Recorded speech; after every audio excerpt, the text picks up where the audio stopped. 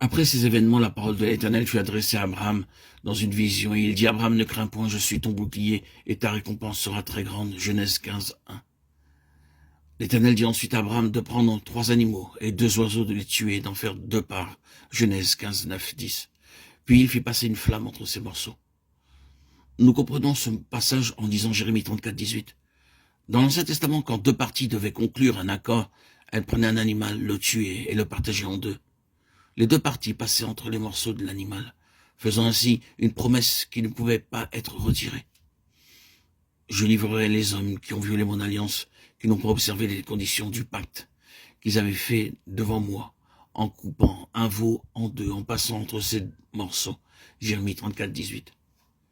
De la même façon, Dieu établit une alliance irrévocable avec Abraham pour donner à sa postérité la terre promise. En ce jour-là, l'Éternel fit alliance avec Abraham et dit, « Je donne ce pays à ta postérité, depuis le fleuve d'Égypte jusqu'au grand fleuve, au fleuve d'Euphrate. » Genèse 15, 18.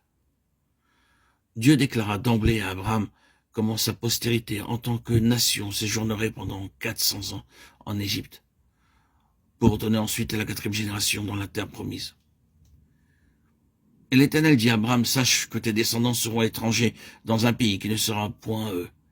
Ils y seront asservis et on les opprimera pendant 400 ans. Mais je jugerai la nation à laquelle ils seront asservis. Et ils sortiront ensuite avec de grandes richesses. Genèse 15, 13 et 14. Dieu donnait ainsi l'occasion aux nations du pays, à savoir les Kéniens, les Kénisiens, les Cadmoniens, les Hétiens, les Phérézéens, les Réphaïm, les Amoréens, les Cananéens, les Girgasiens, les Jébusiens, de se repentir de leurs péchés pendant 400 ans. Lévitique 18 nous donne un compte-rendu des souillures du pays. Dieu a attendu pendant 400 ans pour que ces nations se repentent. Mais comme elles ne se repentaient pas, il fut contraint de les juger.